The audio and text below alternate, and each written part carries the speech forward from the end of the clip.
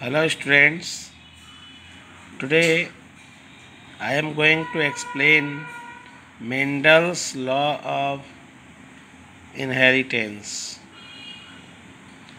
Student, आज का जो टॉपिक है वो है Mendel's law of inheritance. Do you know what is inheritance? Very simple answer. The process of transmission of characters from parent to offspring is called inheritance. Student, Mendel's ने वैसे तो कोई लॉ नहीं दिया था. उन्होंने केवल पी प्लांट पे एक्सपेरिमेंट किए और कुछ उन्होंने अपने जो पेपर्स राइट किए थे या उनके मैगज़ीन में जो पेपर्स पब्लिश हुए थे तो उनमें कोई लॉ नहीं था. लेकिन बाद में कुछ फैक्ट जो थे उन्होंने बताए थे. बाद में इन्हीं फैक्ट्स को अदर साइंटिस्ट जैसे कार्ल कोरेंस ने क्या किया, उन्हीं फैक्ट्स को लॉ में चेंज किया और उन्हीं फैक्ट्स को आज दिन हम लॉ के रूप में स्टडी करते हैं. There are 3 laws of inheritance. वैसे तो 2 ही लॉ हैं क्योंकि इनमें जो लॉ ऑफ डोमिनेंस है ये यूनिवर्सली एक्सेप्टेड नहीं है, क्योंकि ये कुछ ही केस में वैलिड है और बहुत से केसेस में ये इनवैलिड है.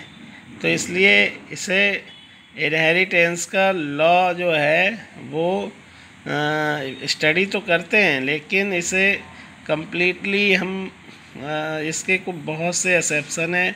इसलिए ये लॉ जो है वो ज़्यादा इसे एक्सेप्ट नहीं किया गया है. लेकिन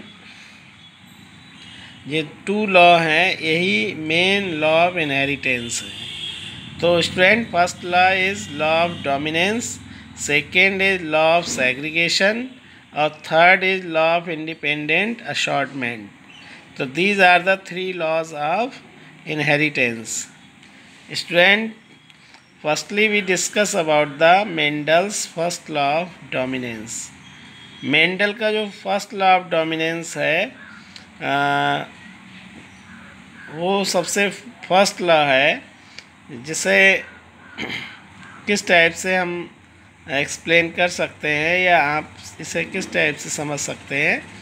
तो student, first thing is that कि कौन सा ऐसा हाइब्रिड है, मोनो हाइब्रिड या डाई हाइब्रिड, इनमें से इस लॉ को अच्छी तरीके से हम लोग समझ सकते हैं मोनो हाइब्रिड क्रॉस के द्वारा.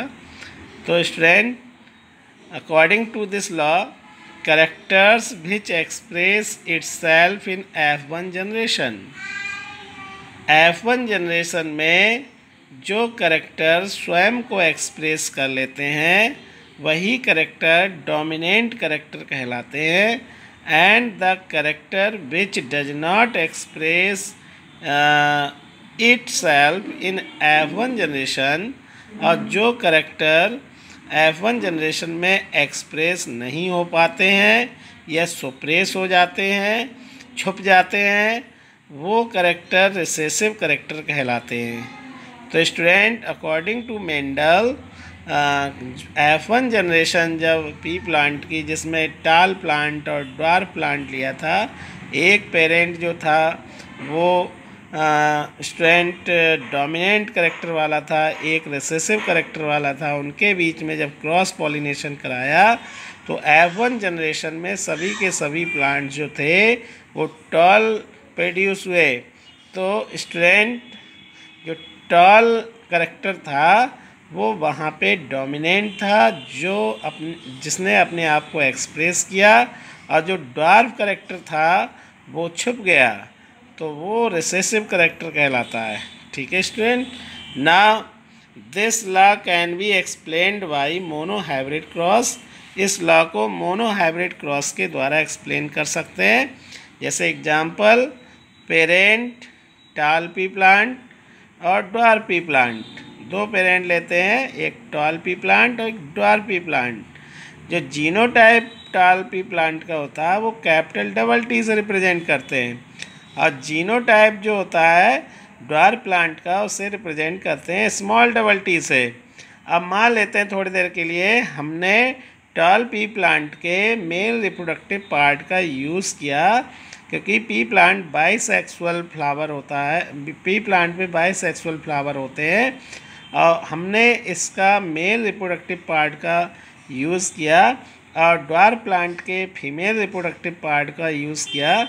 तो यहाँ पे जब गैमीट्स बनेंगे मेल रिप्रोडक्टिव पार्ट में, तो वो गैमीट्स के अंदर जो करैक्टर होगा या जीन्स या फैक्टर जो होगा वो कैपिटल टी होगा।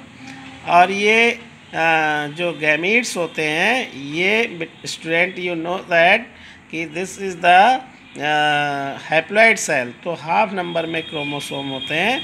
तो इसीलिए यहाँ पे पेयर में क्रोमोसोम दिखाया गया है और जीन्स भी पेयर में होते हैं, लेकिन जैसे ही जब गैमीट बनता है तो क्रोमोसोम भी हाफ नंबर में गैमीट्स में ट्रांसफ़र होते हैं, तो जीन्स भी हाफ नंबर में, क्योंकि जीन्स कहाँ लोकेटेड होते हैं, क्रोमोसोम पर। तो क्रोमोसोम का जो जीन लोकस पार्ट होता है वहीं पे जीन्स लोकेटेड होते हैं। और यहाँ पर गैमीट्स के अंदर टाल पी प्लांट से जो गैमीट्स बना वो कैपिटल डबल टी वाला था। तो इस टाइप से ये गैमीट्स का फॉर्मेशन हुआ। ड्वार्फ प्लांट में जो ओवम बने वो स्मॉल टी जीन्स वाले थे। तो जब इनके बीच में क्रॉस कराया, ये मेल गैमीट का क्रॉस इन फीमेल गैमीट के साथ जब कराते हैं, तो स्ट्रैंड ये सपोज़ कीजिए ये वाला जो मेल गैमीट है ये फीमेल गैमीट के साथ जब फ्यूज़ होगा स्मॉल टी के साथ, तो कैपिटल टी और स्मॉल टी वाला जायगोट बनेगा। और जब इस जायगोट से एम्ब्रियो बनेगा, एम्ब्रियो से जब प्लांट डेवलप होगा तो वो टॉल होगा। लेकिन इस टॉल प्लांट का जो जीनोटाइप है वो प्योर ना होके हाइब्रिड होता है। लेकिन जो करैक्टर दिखाई दिया, जो फिनोटाइप दिखाई दिया, वो टॉल था। इसी टाइप से सपोज़ कीजिए प्रोबेबिलिटी ये है कि ये वाला जो गैमीट है इस गैमीट के साथ अगर फ्यूज़ होता है तो कैपिटल टी स्मॉल टी। इसी टाइप से कैपिटल टी ये वाला इस गैमीट के साथ फ्यूज़ होता है तब भी यही। तो इसमें F1 जनरेशन में सभी के सभी जो भी ऑफस्प्रिंग प्रोड्यूस होगी उसका genotype capital T small T रहता है। तो ये हाइब्रिड जीनोटाइप है। तो स्टूडेंट इन F1 जनरेशन में phenotype of all plant is tall. जो सभी प्लांट का जो फिनोटाइप एक्सटर्नल मार्फोलॉजिकल जो अपीयरेंस है वो टॉल है, लेकिन जीनोटाइप कैपिटल टी और स्मॉल टी है। तो ये हाइब्रिड है। तो स्टूडेंट इस एग्जाम्पल से हम लोग ये समझ सकते हैं कि स्टूडेंट के जो करैक्टर F1 जनरेशन में एक्सप्रेस हुआ है वो टॉल है। तो टॉल एक डोमिनेंट होगा करैक्टर, और जो नहीं एक्सप्रेस हुआ वो था ड्वार्फ। तो ड्वार्फ को क्या कहेंगे स्टूडेंट, रेसेसिव। तो स्टूडेंट F1 जनरेशन में टॉल प्लांट ही प्रोड्यूस हुए, मेंडल ने ऑब्ज़र्व किया था। तो इसी तरीके से कह सकते हैं कि स्टूडेंट जो करैक्टर F1 जनरेशन में एक्सप्रेस होता है वही डोमिनेंट करैक्टर होता है, जो नहीं एक्सप्रेस होता है वो रिसेसिव करैक्टर होता है। Thank you for watching this lecture. In next lecture I will explain Mendel's second law of inheritance. Yeah, you can say that Mendel's law of segregation.